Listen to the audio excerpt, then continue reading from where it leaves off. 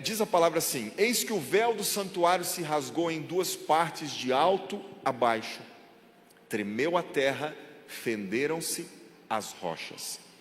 Bom, esse texto aqui traz o que aconteceu quando Jesus morre na cruz, ressuscita, quando ele derrama o seu sangue. A Bíblia diz que o véu do templo foi rasgado do alto até embaixo. Mas que véu do templo é esse? Eu vou trazer um panorama para que vocês entendam aqui. Quando Deus cria o homem, Adão e Eva, no jardim do Éden, Ele cria numa proposta de um relacionamento sem barreiras. Adão e Eva não tinham protocolos para chegar diante de Deus na convivência.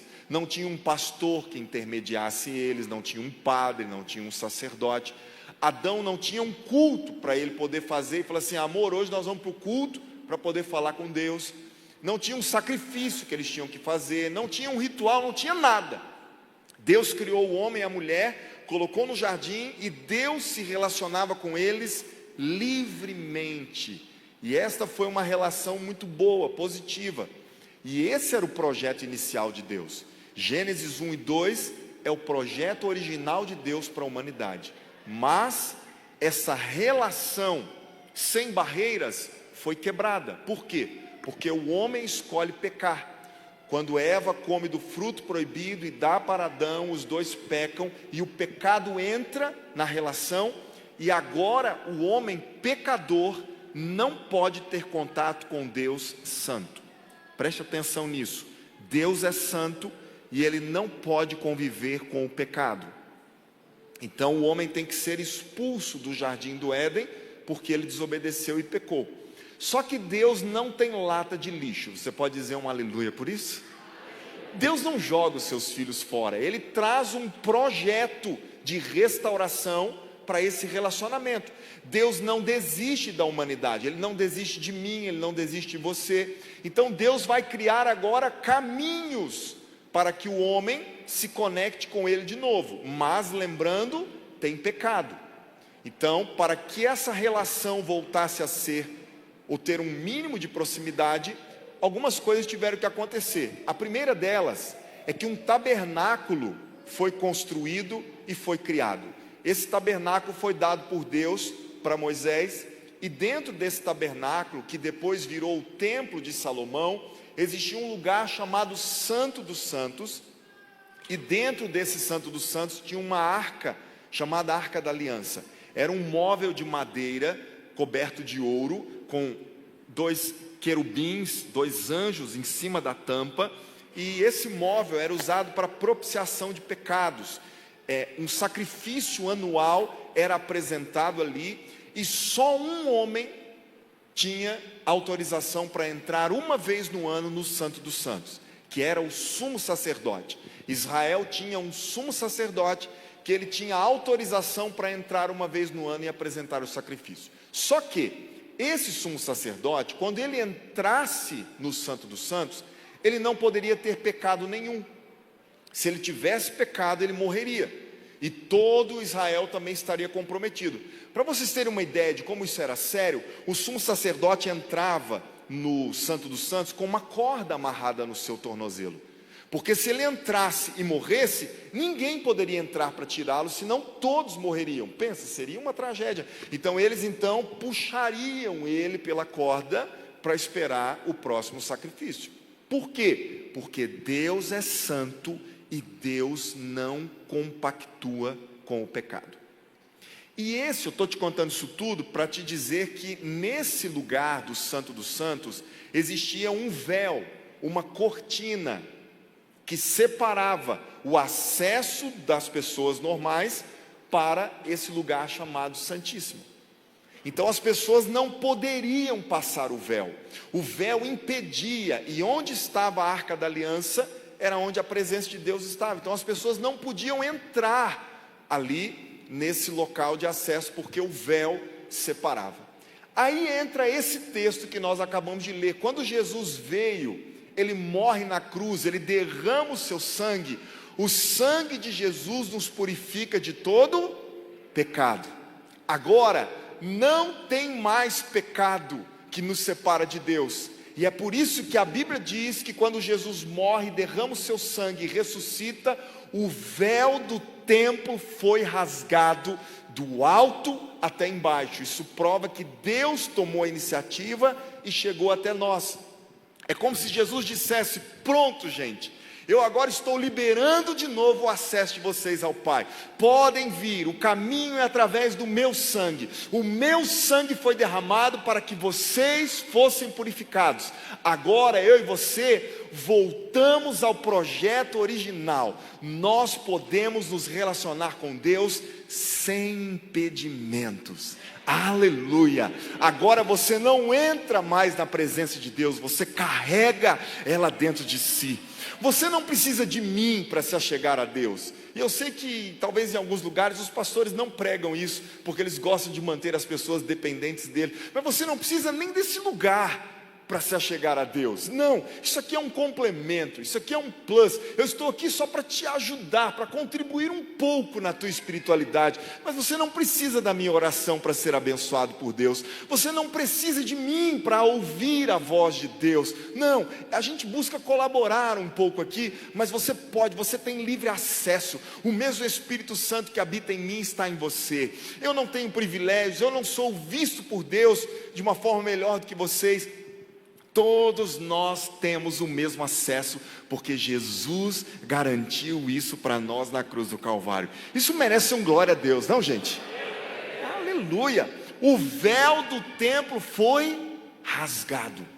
Agora eu quero que você entenda uma coisa. Existia um camarada antes disso chamado Moisés, que viveu algumas coisas muito especiais com Deus. Moisés foi um homem que, mesmo vivendo nesse tempo ainda de pecado, que separava o homem de Deus, ele foi muito próximo. Moisés chegou a ver Deus pelas costas. Você consegue imaginar o que é isso? Ele foi ousado, ele queria ver o rosto de Deus. Mas Deus falou: Moisés, você não pode ver meu rosto, senão você vai morrer. Então eu vou colocar você numa pedra, na fenda da rocha, ô glória. E aí eu vou tampar você com as mãos, eu vou passar, e depois que eu passar eu tiro a mão, você vai me ver pelas costas. Já foi o suficiente. Gente, Moisés era tão próximo de Deus, que ele subia no monte para orar, e quando ele voltava, o rosto dele estava brilhando. Por quê? Porque ele tinha contato com a glória de Deus. Isso é maravilhoso. Mas eu quero te dizer uma coisa que Moisés fez de errado, porque a Bíblia diz que quando ele subia para orar, a Bíblia diz que antes, ou quando ele descia, ele fazia uma prática muito errada, que era colocar um véu sobre o seu rosto. Isso não foi bom. Paulo nos ensina sobre isso. Eu quero que você leia comigo agora o texto de 2 aos Coríntios. Nós vamos ler do capítulo 3, do verso 1 ao 18. É um texto um pouquinho extenso, mas é muito importante a leitura. Segunda carta de Paulo aos Coríntios, capítulo 3, a gente vai ler do verso 1 ao 18.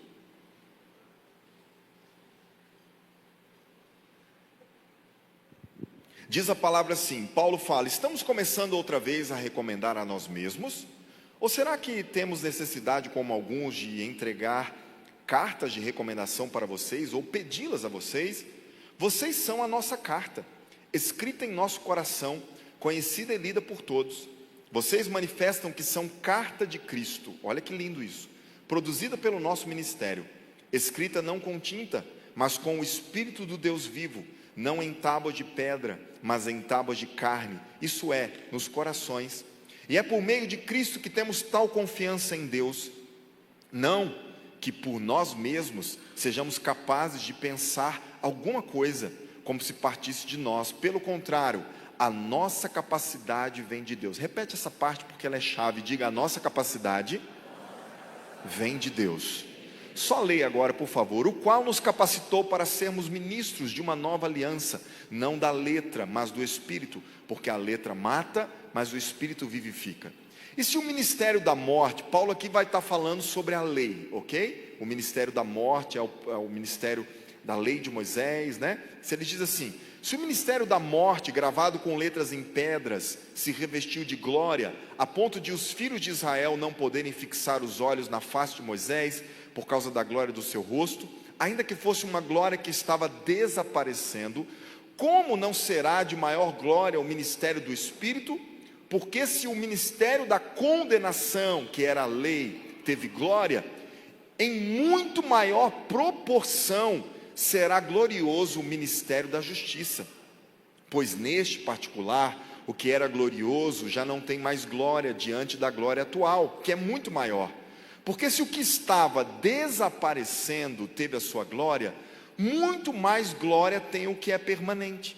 Tendo, pois, tal esperança, agimos com muita ousadia, e não somos como Moisés, que punha um véu sobre o rosto, para que os filhos de Israel não pudessem fixar os olhos no fim daquilo que estava desaparecendo.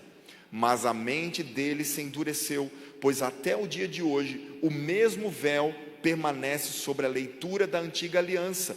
Não foi tirado, pois só em Cristo ele é removido. Mas até hoje, quando Moisés é lido, o véu está posto sobre o coração deles.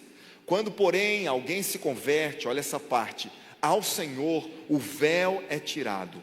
Ora, este Senhor é o Espírito, e onde o Espírito do Senhor está, aí há liberdade. E todos nós, com o rosto descoberto, contemplando a glória do Senhor, somos transformados de glória em glória, na sua própria imagem, como pelo Senhor que é o Espírito. Preste atenção, Paulo escreve essa carta à igreja de Corinto, trazendo um profundo ensinamento sobre quem somos em Deus. Ele começa chamando essa igreja de carta de Cristo. E aqui tem um sentido muito especial nessa expressão, porque o sentido é o mesmo que ele usa no capítulo 2 de 2 aos Coríntios, no verso 15, quando ele chama a igreja de perfume de Cristo. Então notem, Paulo faz duas comparações, ele traz aqui duas analogias usadas para se referir à igreja, carta e perfume, e as duas têm um senso em comum maravilhoso. Por quê? Carta não fala e perfume também não. Você já viu uma carta chegar em algum lugar e falar assim, a carta de fulano de tal chegou aqui? Não, a carta é para ser lida. E o perfume também não fala, o perfume é para ser sentido. Não existe um perfume chegar no ambiente e dizer assim, o tio VIP rosé chegou, vocês podem sentir? Não, ele simplesmente chega e sente. Eu citei esse porque a minha esposa gosta e eu estou orando para ela parar de gostar, porque é muito caro, gente. Amor, vamos ver um boticário? Não, né? É para mim mesmo cheirar, então pode ser esse, glória a Deus. Mas um Carolina Herrera não chega num lugar e fala assim, eu cheguei. Não, não. Um perfume bom, né? Para os homens aí, um Armani, um Lacoste, ele chega num lugar e todo mundo, o perfume chegou. A carta está lá para ser lida. Isso fala da nossa postura como igreja. Nós não podemos ficar falando muito e essa fala não refletir no que as pessoas estão lendo em nós. Nós não podemos ficar falando muito e essa fala não refletir ou não ser compatível com o cheiro que as pessoas estão sentindo. Não adianta eu falar de vida se o cheiro que está passando é de morte. Não adianta eu falar de bênçãos e de vida de Deus se o que as pessoas estão lendo em mim não é isso. Então eu quero te dizer, nós estamos sendo observados todo dia, a todo instante. Por isso que uma grama de atitude pesa mais do que 1 tonelada de palavras. Pense bem no que você vai fazer, porque vai pesar muito mais do que aquilo que você fala. Nós estamos sendo observados. A nossa comunidade comprou um aparelho de ar-condicionado e eu fui buscar. E aí eu passei lá, peguei o ar e tal. É uma loja que tem quase só atendimento eletrônico, né? Internet, call center e tal. Mas eu lembrei que eu estava precisando de pilha para o ar-condicionado lá de casa e achei um showroom ali, achei a pilha e fui tentar pagar. Quando eu olhei, não tinha ninguém no caixa. Tinha um monte de gente ao redor vendendo por telefone, internet, mas ninguém no caixa. Aí eu fiquei procurando e tal. E eu confesso para vocês que eu não sou uma pessoa muito paciente. Deus está trabalhando na minha vida. Amém? Mais alguém? Ah, vocês são demais, né? Domingo que vem vocês podiam pregar aqui para ensinar como é que é essas coisas. Porque só eu e a Flávia, né? Mas assim, mas aí nesse dia, pela misericórdia de Deus, aconteceu um negócio interessante. Porque eu estou lá olhando o caixa, eu estou até tranquilo, E um dos vendedores lá do call center falou assim: você está querendo pagar a pilha, pastor? Aí eu estava longe, eu não entendi direito se ele tinha falado pastor, mas eu pensei, não, ele não falou pastor, porque eu nunca vi esse cara. Falei, estou querendo pagar a pilha. Ele, peraí. Aí ele saiu alegrinho, foi lá, trouxe a moça, pronto, pode pagar. Quando eu fui pagar, ele falou assim: você é o pastor Daniel Zimmermann, né? Eu falei, aham. Aí ele assim: eu te acompanho demais na internet, ouço suas pregações quase todas, te conheço já há muito tempo, frequento a comunidade de um pastor amigo seu. E eu, que bom. Vocês conseguem imaginar se eu estivesse fazendo esquete lá, porque não tinha um caixa, para que eu pudesse pagar uma pilha? Cadê o caixa? Não sei o quê, não sei o quê. Alguém estava me lendo naquele lugar. Todos os dias tem alguém lendo o que está escrito em nós. E o que essas pessoas estão notando? E o que essas pessoas estão percebendo? Você que mora em apartamento, é complicado isso, né? Porque é parede com parede. O que os vizinhos acham de nós? Tem os vizinhos de casa. Teve uma mulher que comprou uma casa crente, pensa numa crente, mas até o diabo é crente, tá? Aí ela comprou a casa, a primeira casa dela, um murão grande, ela escreveu no muro assim, essa casa pertence a Jesus. Só que era uma mulher que o Satanás pedia benção para ela. Por quê? Ela chamava os filhos de demônio, de desgraça, o marido de diabo, de tudo. A mulher quebrava a panela, batia no cachorro. Sabe essas mulheres que eram um demônio? E o marido do mesmo jeito, os filhos pior, até os cachorros eram endemoniados. Aí o vizinho ouvindo aquilo, aquela barulheira, aquela bagunça, falou, meu Deus, quem mudou para aí? Quando ele foi olhar para a porta para ver quem era que tinha mudado, ele leu no muro, essa casa pertence a Jesus. Ele não aguentou, pegou um spray e pichou embaixo, mas está alugada para o diabo. Porque não faz sentido. Não adianta nós falarmos que somos de Deus, mas as pessoas estão lendo algo diferente em nós. Qual é a leitura que o teu patrão tem de você? Qual é a leitura que os teus funcionários têm de você? Qual é a leitura que a tua esposa, o marido, os filhos, qual é a leitura? Porque nós estamos sendo lidos. Mas preste atenção, tem uma coisa importantíssima nisso, que as pessoas só vão ler algo de bom em nós, se elas acharem Cristo na nossa vida. Por quê? Porque a carta é de Cristo, e o perfume é de Cristo. Não somos nós que fazemos. Você não vai conseguir ser bom. Você não vai. João Calvino disse: tudo que você vê de bom em mim é Cristo. Tudo de mal sou eu mesmo. Se tirar Jesus de nós, não sobra nada. Então eu preciso que você tenha essa consciência nessa noite. E essa palavra é sobre batermos nessa tecla, que nós já estamos batendo há algum tempo. Nós precisamos ser sinceros diante de Deus. E aqui entra a nossa parte de consciência na história. Nós somos falhos sim, em nós mesmos não podemos nada. Ei, igreja, um grande erro é acharmos que somos nós quem fazemos alguma coisa. Aí nós estamos assumindo um papel que não é nosso e vai falhar. Moisés tentou fazer isso e não deu certo.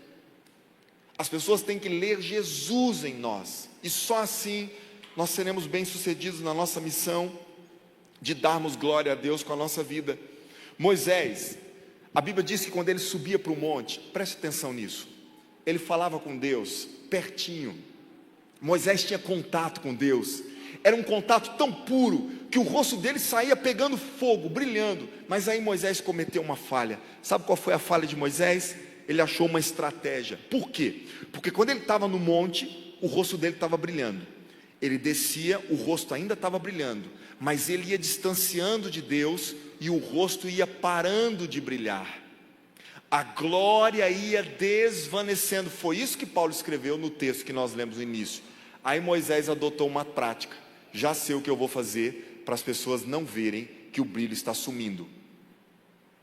Ele colocou um véu sobre o seu rosto. Não ri não, porque é sério, para você entender melhor aqui, tá? E arrumaram um véu até brilhoso aqui, ficou legal. Já posso sentar para a dança. Por que Moisés faz isso aqui? Porque quando o brilho está sumindo do rosto dele, as pessoas não veem.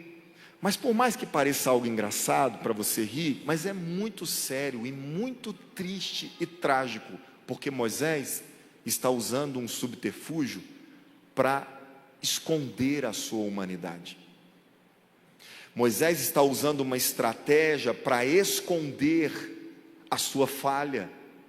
não é ele quem brilha, é a glória de Deus, e se sair de perto dela, para de brilhar. Então o véu que Moisés adota não foi algo bem sucedido, pelo contrário, o apóstolo Paulo critica, pois ele diz que até hoje, quando leem a lei de Moisés, as pessoas cobrem o rosto. Por quê? Elas tampam as suas falhas, as suas debilidades, e isso não é saudável.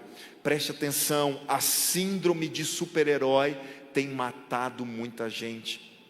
Pessoas achando que são fortes, pessoas que escondem as suas fraquezas, e pessoas que, por verem Deus fazendo algo poderoso através da vida delas, elas começam a achar que têm superpoderes. Isso é mortal. Tudo de bom que Deus faça através de nós, toda a glória é dele. Nós não somos capazes de nada, nós não temos força nenhuma sem Deus. Gente, Moisés, ele empolgou, porque ele viu Deus fazer tantas coisas. Moisés viu Deus realizar tantas maravilhas. Moisés orou. Eu tenho até um cajado aqui para exemplificar melhor para vocês. Moisés, com um cajado nas mãos, ele orou e o mar vermelho se abriu. Moisés começou a achar que era poderoso. Moisés começou a achar que era forte. Por quê? A água foi transformada em sangue, pragas aconteceram, e Moisés foi empolgando, Moisés foi crescendo. E sabe o que aconteceu? A Bíblia diz em Números capítulo 20, a gente não vai ler o texto para ganhar tempo aqui, mas quando eles chegaram em um deserto, a Bíblia diz que o povo de Israel estava morrendo de sede. Inclusive Miriam, a irmã de Moisés, morre naquele deserto. A Bíblia não diz por que a irmã de Moisés morreu, mas ela pode ter morrido de sede, ela pode ter morrido desidratada. E aí Moisés está espremido, porque ele e toda a nação de Israel estão no deserto com sede, sem poder se alimentar. Aí sabe o que acontece? O povo de Israel começa a pressionar Moisés, e começa a dizer: Moisés, por acaso Deus nos tirou do Egito para nos matar de fome aqui nesse deserto? Para nos matar de sede aqui nesse deserto? Moisés, tua irmã acabou de morrer, e nós seremos os próximos. Que Deus é esse? Moisés ficou espremido, gente. Moisés estava de luto, Moisés estava triste e angustiado pela pressão do povo. Aí sabe o que ele fez? Ele foi orar a Deus, e quando Moisés falou com Deus, Deus deu uma ordem simples para ele, e Deus disse: não, vocês não morrerão de sede, eu tenho uma ordem para você. Chegue diante da rocha e fale para ela dar água, e a rocha vai dar água, e vocês vão matar a sede de vocês. Qual era a ordem de Deus, gente? Chegar na frente da rocha e falar com ela. Mas sabe o que Moisés fez? Moisés está se achando grande, Moisés está se achando forte, e Moisés está espremido. É na hora que somos espremidos que sai o que tem dentro de nós. Muito cuidado com isso. Quando ele chega diante da rocha, ele diz para toda a nação de Israel: vocês querem água? Pois nós daremos água para vocês. E ele bate na rocha, e a rocha então sai água, e o povo mata a sede. Pastor, mas qual é a diferença? Se todo jeito o povo bebeu água, é uma diferença abissal. Porque se Moisés apenas fala com a rocha, eles iriam saber que quem fez o milagre foi o Senhor dos Exércitos, o Todo-Poderoso. Mas quando Moisés bate na rocha, ele já está confiando na força do seu braço. Moisés está achando que o cajado é realmente uma vara poderosa, mas não, aquele cajado sem Deus não passava de um pedaço de pau inútil. Moisés sem Deus não passava de um assassino de egípcios e um gago que mal sabia falar. Se tirar Deus de nós, não sobra nada, gente. Esse pecado de Moisés foi tão grave que custou a entrada dele na terra prometida. Deus disse para Moisés: por causa da sua desobediência, você não entrará na terra que eu preparei para os meus filhos. Sabe o que é isso, igreja? É nós acharmos que é o nosso braço que faz, é nós acharmos que é a nossa força, é nós acharmos que nós podemos. Eu sou inteligente demais, eu vou fazer acontecer nessa empresa, eu vou fazer acontecer neste lugar, porque eu sou capacitado, eu fiz tal curso, eu tenho tal formação. Não, gente, nós somos fracos, nós somos falhos. Se tirar Jesus, nós não vamos conseguir. Então nessa noite eu estou te chamando, não para você sair daqui achando que é um super-herói com uma capa e achando que você pode fazer. Não, não, nós somos dependentes de Deus. O tipo de gente que Deus usa não é gente que acha que tem superpoder, mas é gente que tem super sinceridade. para dizer para Ele: eu preciso de Ti, eu preciso da Tua graça e eu preciso da Tua misericórdia.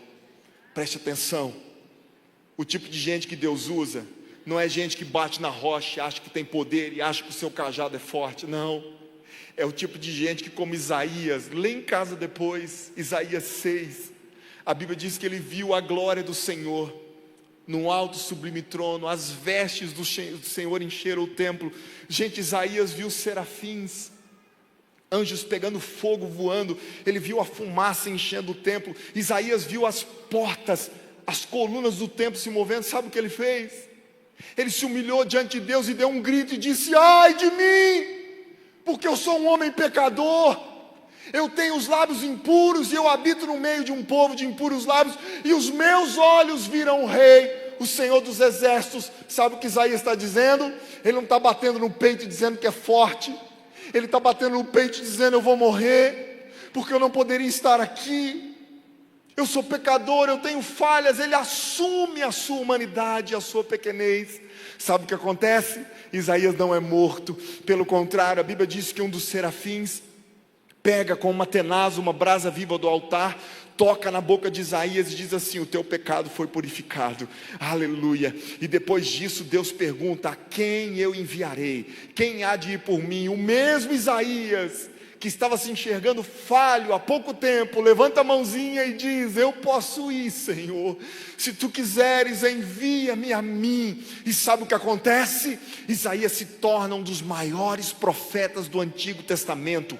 O livro que Isaías escreveu tem 66 capítulos, a mesma quantidade de livros que a Bíblia tem. Assustadoramente, o livro de Isaías é dividido: o início é exatamente o Antigo Testamento e o final exatamente o Novo Testamento.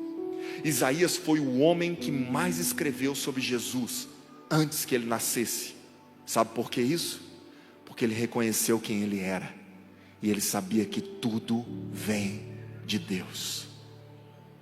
Eu quero te chamar nessa noite para uma consciência. Sabe, a nossa parte é entendermos quem somos em Deus. Paulo nos ensinou o caminho: entrar na presença dele sem o véu, sem cobrir o rosto. Preste atenção, não dá para viver diante de Deus com véu. Deus está nos chamando para mostrarmos nossas falhas, rasgarmos o nosso coração diante dele e dizermos: Deus, eu preciso tanto de Ti, eu preciso tanto da Tua misericórdia, Senhor. Paulo diz: quando porém alguém se converte ao Senhor, o véu é tirado. Ora, este Senhor é o Espírito, e onde está o Espírito do Senhor, aí a liberdade. Tem gente que usa esse texto aqui para falar assim, ó: onde o Espírito de Deus está, a gente pode dançar, a gente pode gritar, pular, também. Mas a raiz, o contexto aqui não é esse. O contexto é que onde o Espírito de Deus está, você é livre para ser você mesmo, sem véu, sem máscara, sem fingimento, porque não dá para esconder de Deus. Quando a gente tenta relacionar com Deus com um avatar que nós criamos, nós não somos transformados. A Bíblia diz, o texto que Paulo escreve é que nós, contemplando a glória do Senhor sem o véu, com o rosto descoberto, somos transformados de glória em glória, para refletirmos a sua imagem. Mas notem, nós somos transformados de glória em glória. Diga comigo: glória em glória em glória. Sabe o que é isso? É passo a passo. Martinho Lutero disse: eu ainda não sou quem eu deveria ser, mas eu já não sou quem eu era. O que é isso? Um progresso. Eu estou avançando. Se você olhar para trás hoje, você vai chegar à conclusão que você melhorou em Deus, amém? E Ele tem feito maravilhas, mas não acabou. Estamos ainda nesse processo e não saia dele. Então, a cada passo que eu dou com Deus sem véu, eu me torno mais semelhante a Ele, lembrando que é Ele quem faz, é a sua glória. Então, igreja, A proposta é vivermos sem máscaras. E você vai se lembrar que nós já estamos girando em torno desse assunto há muito tempo, porque nós temos um alvo: que essa comunidade se torne uma comunidade verdadeira e relevante nessa cidade. Eu vi um dado assustador, que até parece positivo, mas o último censo do IBGE apontou um crescimento gigantesco nos últimos 10 anos no número de evangélicos no Brasil. E, segundo a projeção, é que até 2030 tenham mais evangélicos do que católicos no Brasil. Isso seria uma razão, talvez, a gente dar um grito de glória e dar um aplauso, mas eu acredito que você não fez pela mesma razão que eu não faria. Como que nós temos tantos evangélicos no nosso país e ele não muda? E eu vi uma outra reportagem falando sobre a quantidade de evangélicos nas capitais do Brasil, e eu fui por curiosidade ler sobre Goiânia, e eu descobri que Goiânia é uma das capitais que mais tem evangélicos no Brasil. Isso também seria um motivo de alegria, se ela também não fosse a cidade com o maior índice de desigualdade social do nosso país e da América Latina. Se você andar em um domingo de manhã pelos bairros nobres de Goiânia, você vai ver várias Ferraris de 2, 3, 4, 5 milhões.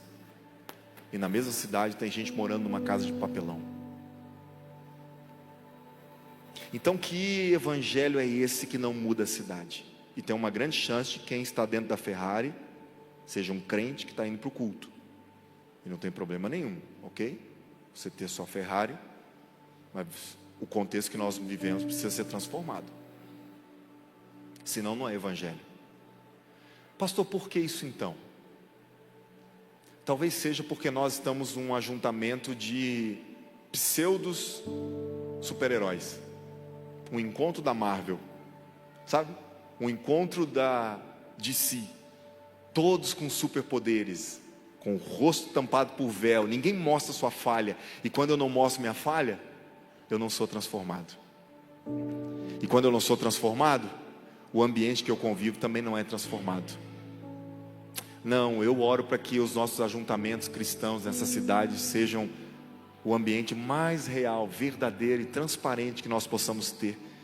Deus não se relaciona com quem você finge ser ou com quem você gostaria de ser. Ele se relaciona com quem você é de verdade. E Deus não tem problema com isso. Deus não vai assustar se você resolver assumir quem é. Pelo contrário, todas as vezes que nós continuarmos com o rosto encoberto, usando o véu diante de Deus e diante das pessoas, a transformação não chega. A cura completa está na sinceridade. A cura completa está na transparência. É assim que nós vivemos em família, é ou não é?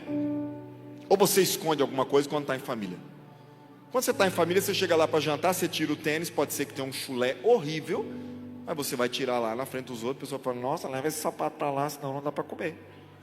Você não fica fingindo costume, você não fica ali maquiando uma coisa, pega o frango com a mão, faz uma coisa. Alguns fazem até algumas coisas que não pode na mesa, né? Alguns fazem algumas coisas, família, você está em família, e por quê? Ali você não tem.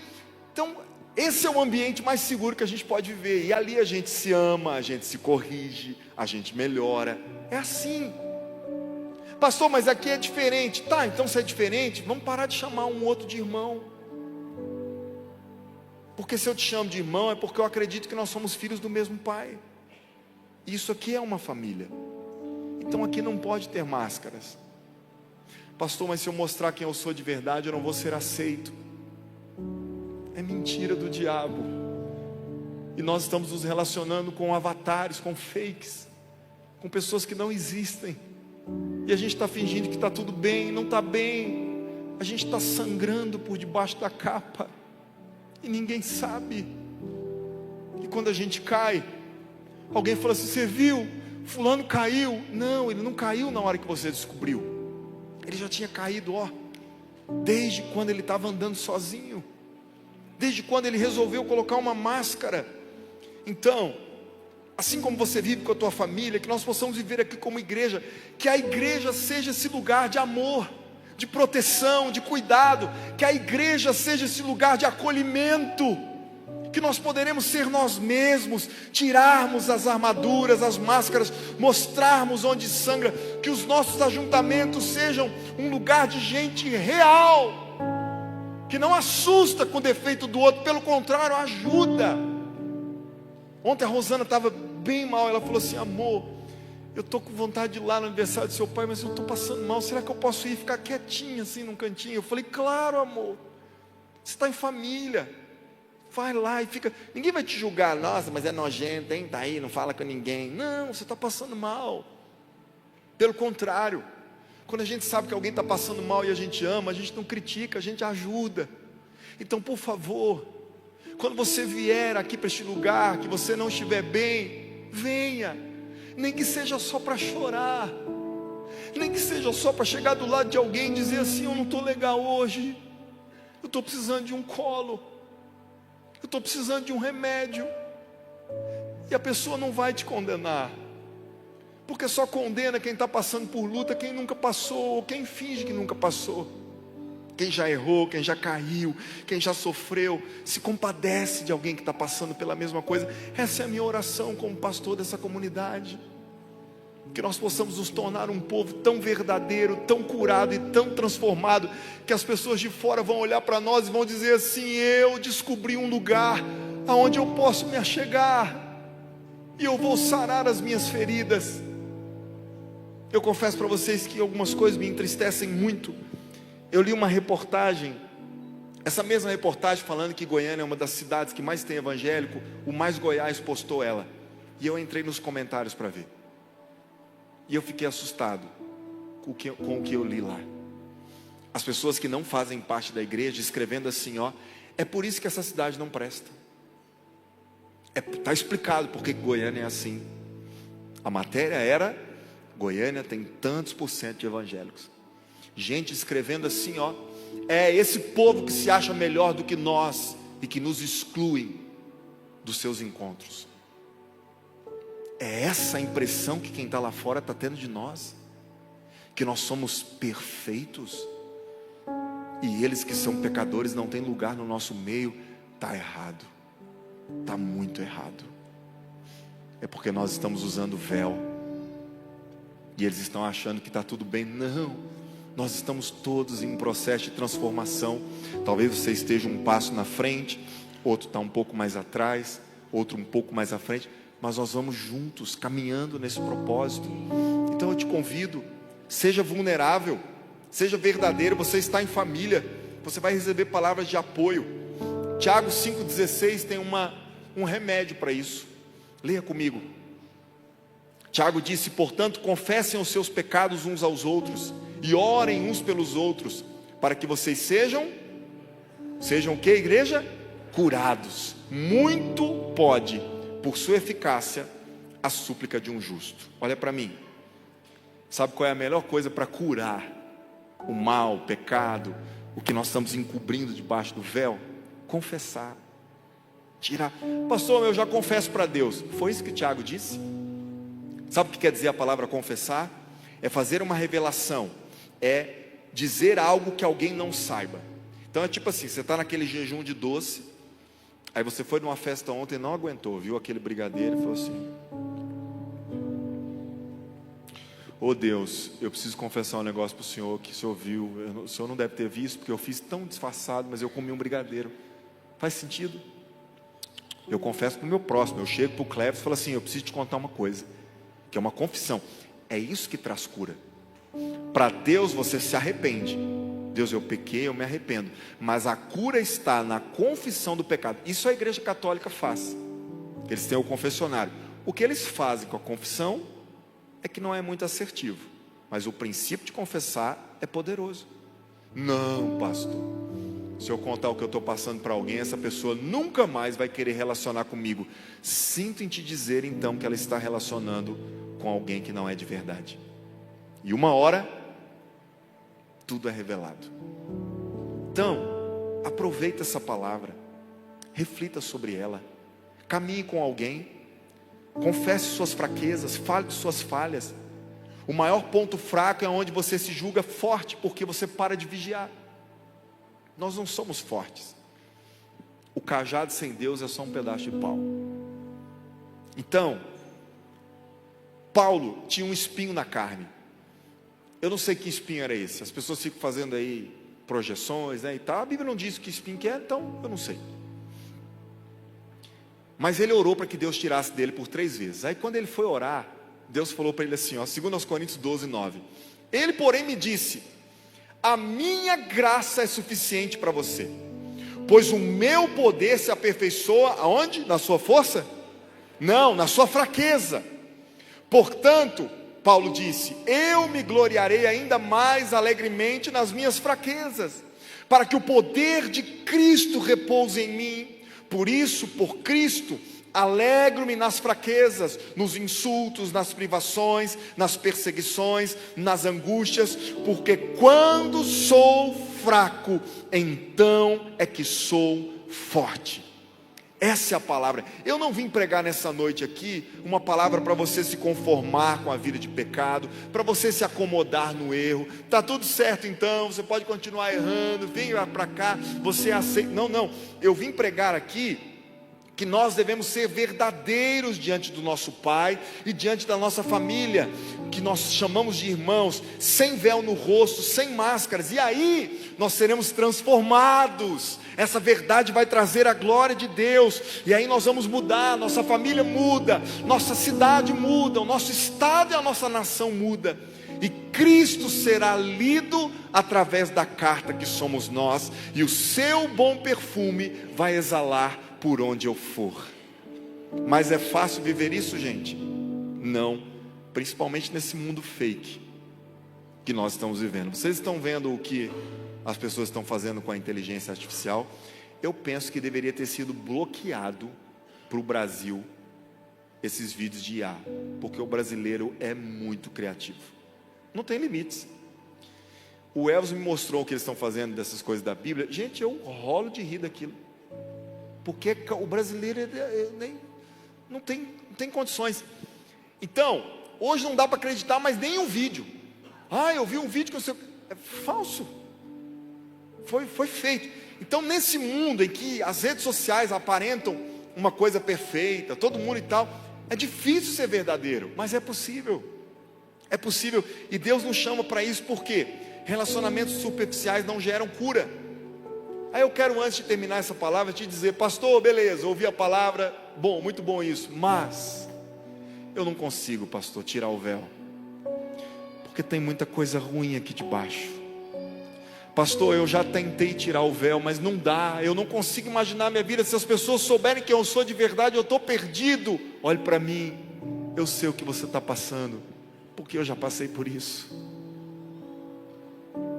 Eu tive um momento da minha vida em que eu sabia que o véu precisava ser tirado, porque tinha coisa debaixo dele que não podia estar lá, mas eu não tive forças, eu não tive coragem, mas eu orei a Deus e disse, Pai, eu não quero mais viver de véu, eu não consigo tirar, me ajuda. E Ele fez. Ele pôs a sua mão sobre mim, e Ele tirou o véu, e eu pude contemplar a sua glória, e ver uma transformação linda, em que algo que era um caos, se tornou uma fonte de vida para abençoar outros.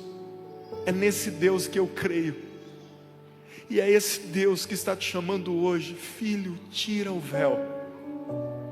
Se você não conseguir, peça ajuda que Ele faz, mas é uma oração perigosa. Pode ser que algumas coisas anormais aconteçam e você acha que tudo acabou, mas não acabou. É o início de um novo tempo, e de um tempo maravilhoso. Mas é possível. Eu te convido para ficar de pé, para que nós possamos orar juntos. Existe uma nuvem de glória neste lugar, nessa noite. O Pai nos trouxe aqui para nos chamar a um posicionamento verdadeiro diante dEle. Verdadeiro. Pastor, mas se eu tirar o véu, for transformado, se eu contar quem eu sou, amém. acredito na Bíblia então que eu serei transformado. Mas e se as pessoas souberem disso? E se alguém sair espalhando? Não pode, e não é para fazer. Mas você já foi curado. Você já foi curado. Esses dias alguém me procurou e falou assim: eu encontrei uma pessoa e falei para ela: eu sou da igreja da comunidade Céu na Terra, do pastor Daniel. Ih, rapaz, você sabia que aquele pastor passou um problema no momento da vida dele? E ele disse: sim, eu sei, eu conheço meu pastor. E Deus restaurou a vida dele. E hoje nós podemos ver aonde o diabo tentou fazer um buraco, Deus plantou uma árvore frutífera e poderosa. Eu não tenho problema com isso. Eu não tenho problema de falar das dores que eu superei. E se outras surgirem, eu vou ter a mesma sinceridade e a mesma transparência de dizer para você e para quem me cerca. Porque eu não aceito mais viver com meu rosto encoberto. Porque eu quero ser transformado por essa glória. E não faz sentido mais para mim viver se não for assim. Eu orei para Deus. Quando eu estava com meu rosto encoberto, eu disse: Deus, assim eu não quero viver mais. Se eu não conseguir me libertar disso, se eu não conseguir ver a transformação do Senhor na minha vida, não faz sentido viver. E Ele colocou a sua mão e trouxe vida. Então é sobre esse Deus que eu prego para você nessa noite. É sobre um Deus que faz milagres. É sobre um Deus que pode mudar a sua história, por pior que ela seja, por mais cabuloso que seja o que você esconde por trás desse véu.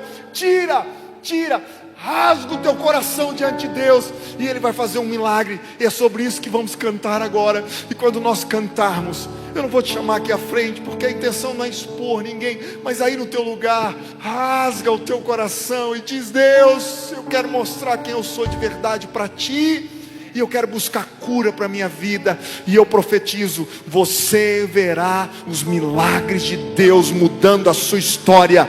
Deus manda te dizer: a tua história não acabou. Ele pode restaurar, Ele pode reconstruir. E é sobre isso que nós vamos cantar agora. Mas não cante apenas, rasgue o teu coração e declare que Ele é poderoso.